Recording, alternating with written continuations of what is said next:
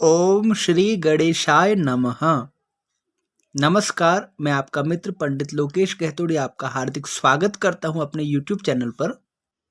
आप सभी को श्री पुत्रदा एकादशी जी की हार्दिक शुभकामनाएं। यह कथा अपने आप में बहुत महत्वपूर्ण है। जो भी व्यक्ति निसंतान है अथवा संतान की उन्हें कोई समस्या है, संतान के स्वास्थ्य की चिंता है अथवा किसी भी प्रकार से स्वास्थ्य संबंधित उन्हें पीड़ा है, तो वह इस एकादशी का व्रत अवश्य करे और इस कथा का श्रवण करे। इससे उन्हें बहुत लाभ होगा, क्योंकि ये शास्त्रों में कहा हुआ वचन है। आइए अब व्रत कथा का श्रवण आरंभ करते हैं।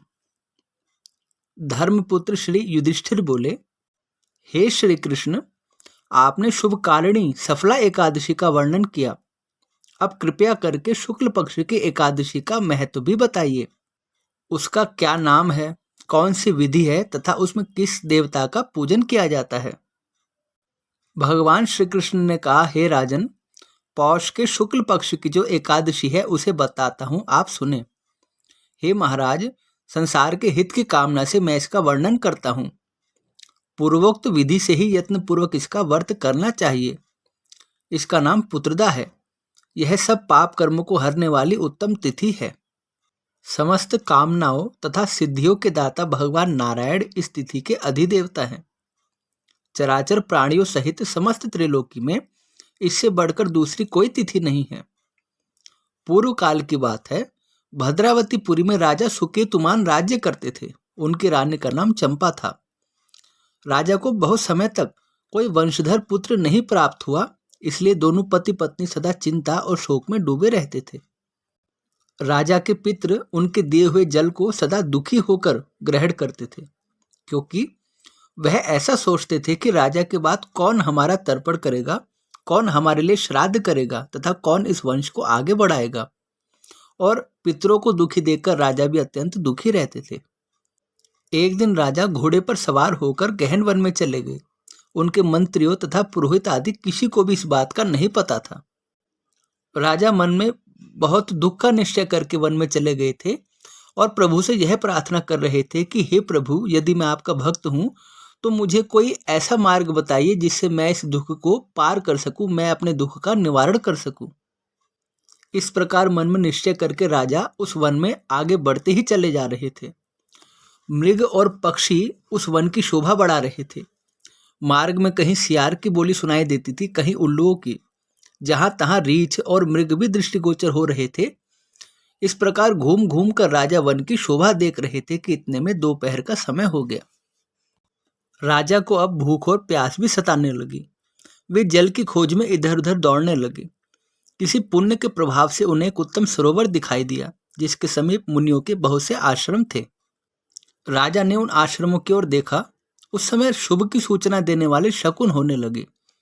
राजा का दाहिना नेत्र और दाहिना हाथ फड़कने लगा, जो उत्तम फल की सूचना दे रहा था।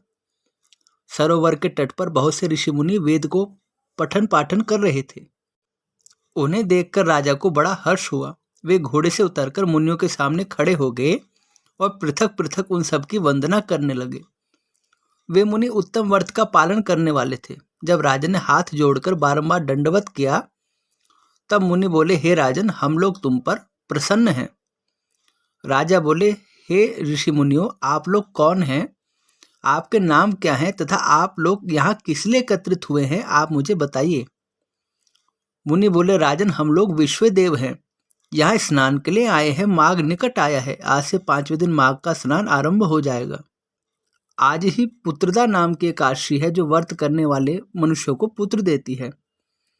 राजा ने कहा, हे विश्वदेवगण, यदि आप लोग प्रसन्न है तो मुझे पुत्र का वरदान दीजिए। मुनि बोले, राजन, जैसा कि हमने कहा, आज के दिन ही पुत्रदा नाम की एकादशी है। इसका व्रत बहुत विख्यात है। तुम आज इस व्रत का पालन अवश्य करो। हे महाराज, भगवान श्री कृष्ण के आशीर्वाद से तुम्हें अवश्य पुत्र की प्राप्ति होगी। भगवान श्री कृष्ण कहते हैं, हे धर्मराज, इस प्रकार उन मुनियों के कहने से राजा ने उत्तम व्रत का पालन किया। महर्षियों के उपदेश के अनुसार विधि पूर्वक पुत्रदा एकादशी का अनुष्ठान किया। फिर द्वादशी को पारण करके मुनियों के चरणों में बारंबार मस्तक झुकाकर राजा अपने महल को लौट आए। तदंतर रानी ने गर्भ धारण किया। प्रसव काल आने पर पुण्यकर्मा राजा को तेजस्वी पुत्र प्राप्त हुआ, जिसने अपने गुणों से पिता को संतुष्ट कर दिया। वह प्रजाओं का पालक हुआ। इसलिए हे राजन, पुत्रदा का उत्तम व्रत अवश्य करना चाहिए। मैंने लोगों के हित के लिए तुम्हारे सामने इसका वर्णन किया है।